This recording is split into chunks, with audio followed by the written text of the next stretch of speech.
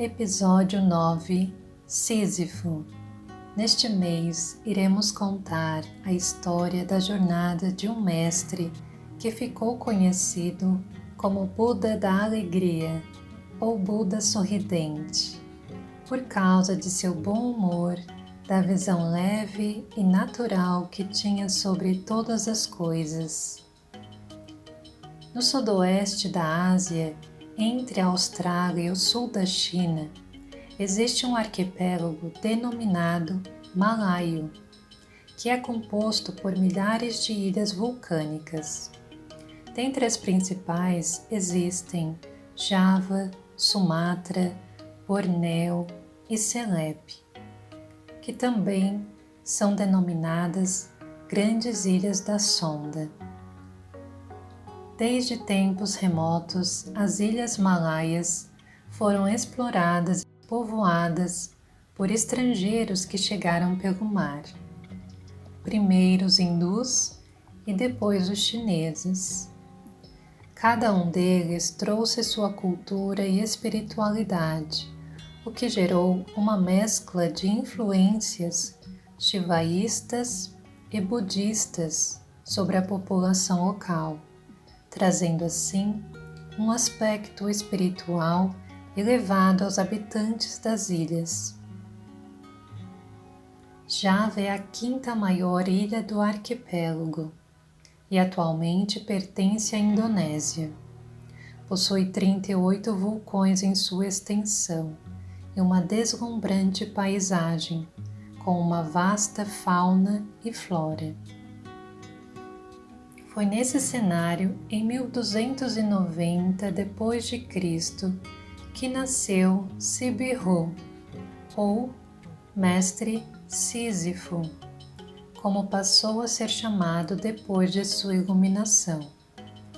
Naquela época, a ilha de Java era conhecida como Kalapa e sofria constantes abalos sísmicos. Por esse motivo, a população era forçada a escolher determinadas regiões em planícies mais seguras para estabelecerem suas cidades. Quanto à sua espiritualidade, Mestre Sísifo sentia que já havia nascido desperto, pois percebia sua excentricidade já nos primeiros contatos com as pessoas. Esclarece que esse despertar precoce ocorreu, pois, em vidas anteriores, já vinha preparando o arco de sua ascensão. Sibiru foi uma criança livre de medos, que possuía uma inerente quietude e gostava de ficar horas às margens de um riacho, observando as águas da correnteza. À medida que foi crescendo, ao observar as pessoas reclamando, costumava dar longas gargalhadas e caçoar delas, já que percebia que tudo era muito simples. Contudo, as pessoas gostavam de complicar sem necessidade. Por isso, anos mais tarde, ficou conhecido como Buda da Alegria. Em sua jornada espiritual, Sísifo fez alguns caminhos de peregrinação dentro da ilha de Java, oportunidade em que foi ao vulcão adormecido, conhecido como Pangrango ou Pang, e ao sítio arqueológico Gunung Padang, pelo significado espiritual dessas regiões. Também teve o acompanhamento de um mestre que, a princípio, aparecia em suas práticas espirituais como uma intuição e depois se materializou vindo de Sumatra e o iniciou no budismo tântrico. Nesse período, permaneceu mais recluso em um vilarejo, onde obteve grande avanço espiritual até que aconteceu sua iluminação, quando estava com 35 anos de idade. Na ocasião, sobreveio um forte temporal seguido de um magnífico arco-íris. Após iluminado, Sísifo escolheu permanecer encarnado por vários anos, para auxiliar a população da ilha onde morava. Por isso, após receber algumas incumbências, saiu de seu isolamento e, já em um estado de iluminação avançado, aproximou-se do governo de Java Ocidental, com o propósito de distribuir a semente de luz da aliança, que significava fortalecer a importância de preservar a cultura, os templos e a fé existentes naquela época. Isso porque já previa a chegada de povos estrangeiros do Oriente Médio, além dos portugueses e holandeses. Tão logo quando isso ocorresse, adequadas alianças seriam de suma importância para poderem viver em harmonia e paz. Apesar do povo de Java ser alegre e exuberante, Sísifo sentia uma energia de dominação e poder que crescia dentro dos palácios reais, trazendo um fluxo de disputas que poderiam culminar em batalhas futuras. Sísifo viveu no século XIV, um período em que foi marcado por transições, conforme descrito no épico Nagara-Kertagama. Java estava passando por uma transição. O reinado de Singasari, que durou de 1268 a 1292, entrou em decadência quando começaram as invasões mongóis e o rei Kertanegara foi morto por rebeldes que cobiçavam seu trono. O seu genro sobrevivente, Kertarajasa Urraden Vijaya, casado com Dya Gayatri Rajapatini e suas irmãs, assumiu o trono, aliando-se temporariamente aos mongóis. Com esse acontecimento, transferiu a capital para uma província em Java Oriental e fundou o reino Madhya-Pradesh, iniciando assim o seu primeiro reinado. Historicamente, após a morte de Kertarajasa, em 1309, seu filho mais velho, Jayanegara, assumiu como monarca. Porém, seu governo foi caótico e cheio de rebeliões. Com a ajuda de Gajamada, Jayanegara conseguiu escapar de um dos atentados contra sua vida. Por esse motivo, o nomeou chefe de estado militar.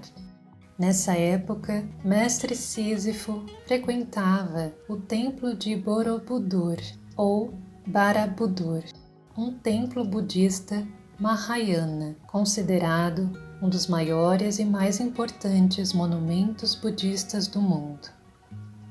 Certa vez encontrou no templo a rainha viúva Rajapatini e lhe alertou sobre a sucessão do trono. Orientou a Gayatri Rajapatini que a sucessora do trono deveria ser sua filha, Jagtarja. Disse que Jayanegara, filho mais velho do rei, com uma de suas esposas não javanesa, não era digno de reinar, pois estava contaminado pelas ideias de poder e dominação, e isso poderia levar o reino a eventos de dores e desgraças. Algum tempo depois, em 1328, Jayanegara foi assassinado. Então, sua meia-irmã, Jagtarja, assumiu como rainha, com o nome real Tribhuvana, e seu reinado permaneceu até 1350. Em 1334, Tribhuvana promoveu Gajamada a primeiro-ministro, contexto em que fez o juramento de Palapa, evento que prometeu uma vida ascética até a conquista de todo o arquipélago. Nesse período, ele ajudou a expandir o reino para as ilhas vizinhas, como Bali, Sumatra e Bornéu. Tribhuwana, casada com Cakradhara, tiveram Rayan Uruk, filho que anos mais tarde herdou o reino. Durante o reinado de Rayan Uruk, bisneto de Kirtanegara, houve uma oportunidade de aliança entre a Java Oriental e Ocidental, por meio do casamento entre ele e a princesa Citrahashini de Sunda. Porém, o matrimônio acabou não acontecendo, pois Gaudyamada interferiu, pedindo submissão da família real de Sunda ao império de Madhya-Pradesh. Esse fato provocou a Batalha de Bubat, que culminou na morte dos reis de Sunda e no suicídio de Citra, que morreu para defender a honra de seus pais. Mesmo não sendo um conselheiro oficial, a proximidade de Sísifo junto ao governo de Tribhuwana serviu para propagar a paz e retardar batalhas que só aconteceram mais tarde, quando ele já havia ascendido, ou seja, já não estava mais encarnado. A sua ascensão aconteceu aos 60 anos, em um profundo estado meditativo no sopé de um dos vulcões adormecidos da ilha de Java. Ele explica que o nome Sísifo, de origem grega, refere-se a uma de suas encarnações na Grécia e que escolheu ser chamado assim porque foi onde mais angariou sabedoria para sua iluminação. Nos conta que, após sua encarnação como Sísifo, foi criado um mito conhecido como o homem que enganou os deuses do Olimpo e depois foi condenado por toda a vida a empurrar uma pesada pedra até o alto de uma montanha.